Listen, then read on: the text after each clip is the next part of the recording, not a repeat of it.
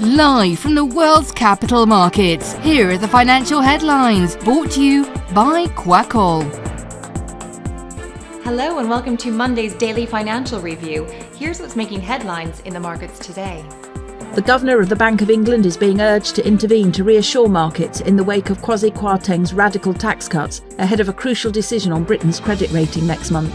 The Riksbank in Sweden surprised market participants by hiking its benchmark rate 100 basis points. Swedish central bankers were hoping to lure investors to their bond market and strengthen their currency, the krona. Instead, the opposite occurred as the dollar surged 3.5% into the end of last week.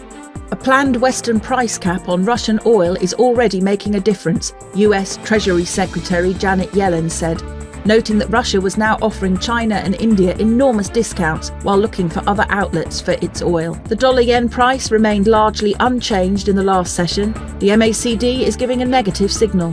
The Bitcoin-dollar pair fell 0.1% in the last session, after gaining as much as 1.2% during the session.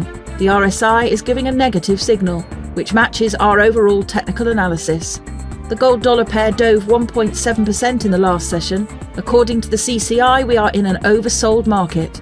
The oil-dollar pair dove 5% in the last session. The stochastic indicator is giving a negative signal. The US Chicago Fed National Activity Index will be released at 12:30 GMT. The US Dallas Fed Manufacturing Business Index at 14:30 GMT. Germany's IFO Business Climate at 0800 hours GMT. Germany's IFO current assessment will be released at 0800 hours GMT. Japan's Jibun Bank Manufacturing PMI at 0 hours and 30 minutes GMT. Japan's Jibun Bank Services PMI at 0 hours and 30 minutes GMT. We hope that you've enjoyed Monday's financial review. On behalf of all of us here, we wish you a productive trading day. Be sure to join us tomorrow morning for the latest news and events from the financial markets.